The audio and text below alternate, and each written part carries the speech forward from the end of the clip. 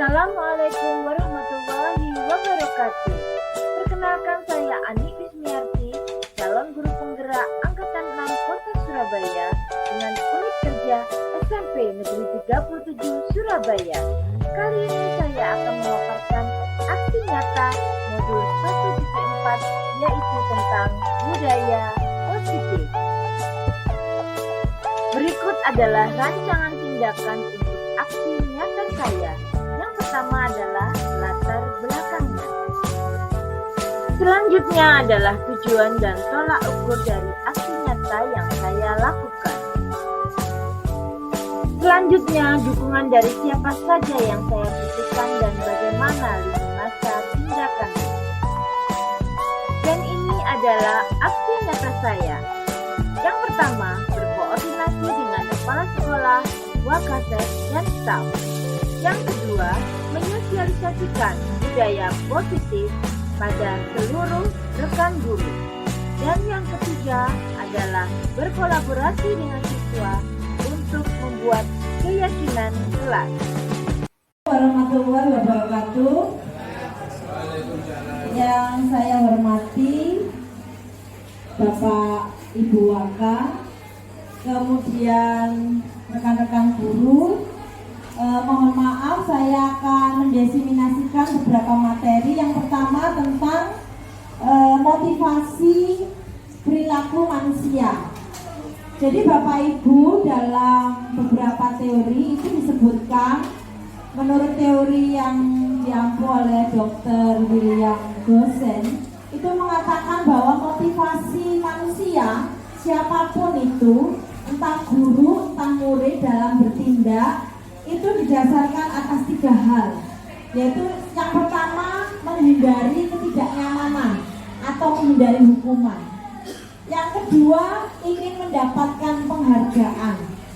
Yang ketiga adalah ingin menerapkan nilai-nilai yang dia percaya atau ingin menghargai dirinya sendiri. Oleh karena itu Bapak Ibu, diusahakan saat mengajar itu memberikan motivasi bahwa anak-anak itu menyelesaikan tugas atau ulangan bukan karena hukuman, bukan karena ingin dapat penghargaan. Nilai itu ingin mendapat nilai yang bagus itu tidak apa-apa, tapi yang terpenting adalah anak-anak itu diberitahu bahwa menghargai dirinya sendiri dan mengetahui bahwa apa yang dia kerjakan baik untuk dirinya. Itu yang paling penting.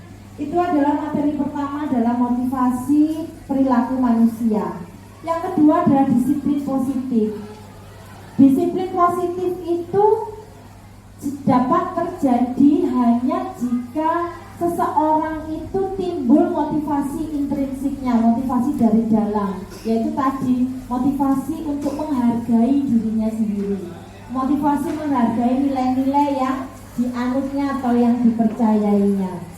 Kemudian nilai-nilai kebajikan yang Bapak Ibu terapkan di dalam kelas, yaitu profil pelajar Pancasila. Yang pertama adalah beriman dan bertakwa, mandiri, bernalar kreatif, berkebinekaan global. Kemudian kebutuhan dasar manusia. Selain motivasi, seseorang itu bertindak dasarnya. Ada 5 kebutuhan dasar yang wajib manusia, entah itu guru maupun murid. Yang pertama, kebutuhan untuk bertahan hidup atau survival. Yang kedua adalah kebutuhan akan cinta kasih dan diterima oleh kelompoknya. Kemudian kebutuhan akan kebebasan, ya. Jadi misalnya kalau kebutuhan akan kebebasan, maka Bapak Ibu dalam mengajar itu hendaknya membuat murid-murid itu bebas memilih. Misalnya Bapak Ibu memberi tugas, maka anak bebas mengerjakannya, boleh video, boleh PPT, boleh tulisan tangan, boleh dalam bentuk blog dan yang lain. Jadi bebas untuk memilih. Ini adalah kebutuhan dasar kebebasan. Kemudian kebutuhan dasar kesenangan, karena senang itu kebutuhan dasar manusia. Maka dalam mengajar anak itu wajib senang, karena itu kebutuhan dasarnya. Kalau anak tidak senang, pasti akan ada saja yang dilakukan di kelas karena kebutuhan dasarnya tidak terpenuhi, Bapak Ibu. Kemudian kebutuhan dasar yang terakhir adalah kebutuhan dasar penguasaan. Apa artinya? Kebutuhan dasar dihargai. Oh, pekerjaan saya ini benar walaupun ada kurangnya. Oh, bagus tapi kurang ini. Bapak Ibu dulu ingat Pak Tino Sidin ya, zaman saya kecil SD dulu. Itu semua karyanya dianggap bagus karena beliau memahami teori penguasaan ini. Salah satu kebutuhan dasar manusia. Kalau dari 5 ini satu tidak terpenuhi, biasanya anak ini cenderung jadi nakal. Entah kebutuhan kasih sayangnya yang tidak terpenuhi, atau survivalnya kurang makan dan sebagainya. Ini anak itu, atau kebutuhan kebebasan, kesenangan, pasti akan anak itu menjadi punya implikasi kemana-mana sehingga kurang baik nanti karakternya. Kemudian yang selanjutnya adalah ada 5 posisi kontrol bagi Bapak Ibu, yaitu yang juga diprakarsai oleh Dr. William Gosen. Itu saat kita menangani kasus-kasus anak, maka guru itu menempatkan posisinya itu ada 5. Yang pertama yaitu posisi sebagai penghukum. Kamu selalu nakal, awas kamu ya, misalnya begitu. Atau posisi membuat anak merasa bersalah. Misalnya, kamu tuh enggak kasihan sama Bu Ani. Bu Ani itu sudah seperti, nanti Bu Ani dimarahi kepala sekolah. Nah, ini posisi guru membuat anak merasa bersalah. Yang ketiga adalah posisi teman. Misalnya, ya nanti Ibu selesaikan pekerjaanmu kalau belum. Itu misalnya itu posisi teman. Posisi pemantau itu mengingatkan aturan-aturan. Apa yang sudah kamu langgar? Tahu aturan sekolah bagaimana? Tahu konsekuensinya apa? Berapa kali kamu melanggar? Itu posisi pemantau. Kemudian yang keempat adalah posisi manajer. Posisi manajer ini membuat anak berpikir, bertanggung jawab atas keyakinannya. Kamu tahu yang kamu lakukan ini sesuai enggak dengan prinsip atau keyakinan kita? Keyakinan kelas, prinsip kelas atau keyakinanmu? Tidak, Bu. Nah, kalau tidak, mengapa kamu lakukan?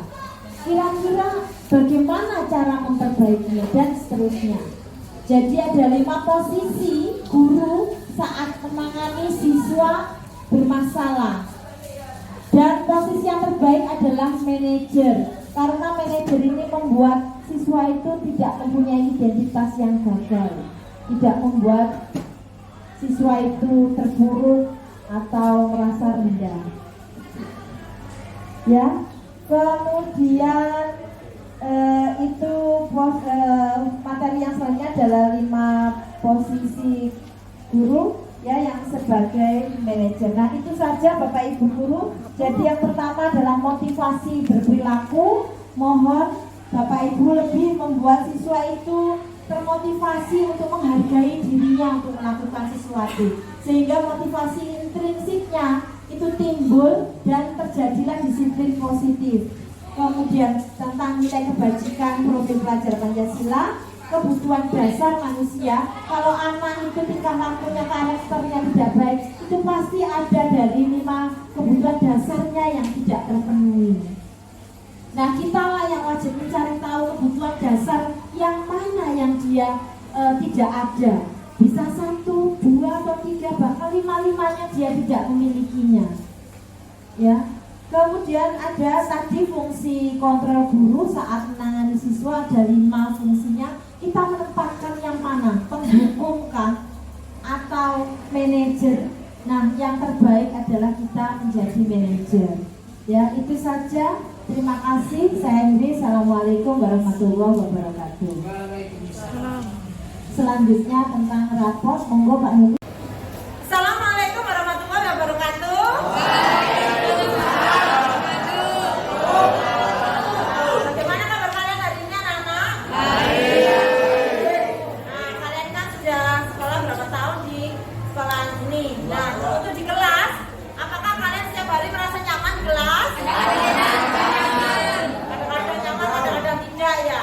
Nah, apa ya kelas yang Ya, Bella? Kelas yang komunikasinya baik. Kelas yang komunikasinya baik antara siswa dengan siswa, antara guru dengan siswa, antara siswa dengan seluruh warga sekolah. Ya, betul. Yang kedua, dapatnya ya? Ya. Kelas yang bersih. Kalau gitu, hari ini kita akan membuat kesepakatan kelas atau keyakinan kelas. Nah, menurut kalian supaya kelas kalian seperti yang kalian inginkan, adakah yang punya usulan kelasnya harus seperti apa? Ya? Gak bisa? Menjaga ketertiban kelas. Setuju anak-anak menjaga ketertiban kelas? Oke. Ayo gak bisa maju. Catat ya, nanti masing-masing kesepakatan akan kita catat. Satu. Yang besar tulisannya biar teman-temannya bisa baca. Jaga ketertiban kelas. Oke. Ya. Ada usulan lain yang kedua? Ya, Angga? Disiplin, Bu. Disiplin. Setuju semua bahwa kita semua harus disiplin? Setuju. Ya, supaya tertib itu harus disiplin masuk sekolah, masuk kelas ya. Silakan, silakan Angga. Setuju.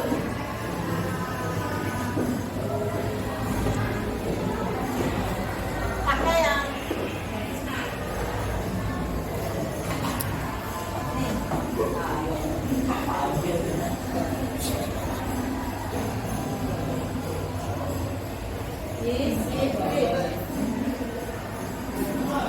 Oke. Yang ketiga, ayo Najmi maju. Ya kamu boleh maju.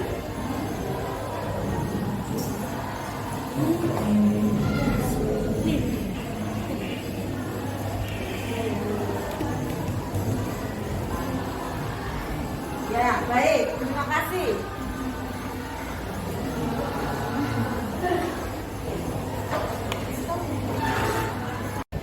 Jadi anak-anak, ini adalah kesepakatan kelas atau keyakinan kelas yang tadi sudah kita buat ya. Jadi kita semua wajib untuk sepakat akan hal ini.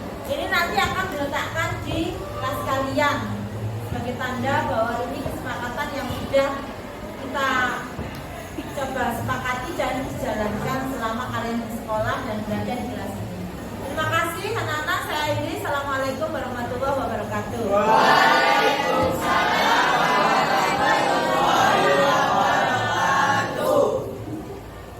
Sama.